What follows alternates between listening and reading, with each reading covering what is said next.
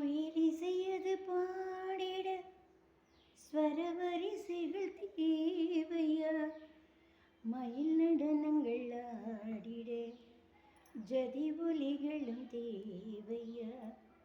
நதி நடந்தே சென்றிட வழி துணைத்தான் தேவையா?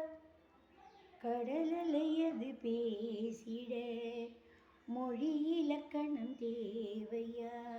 இயற்கையோடு இணைந்தால் இந்த உலகம் முழுதும் அழகு.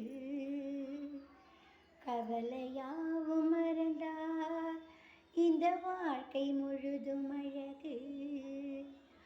கமதனிசா நிரிசா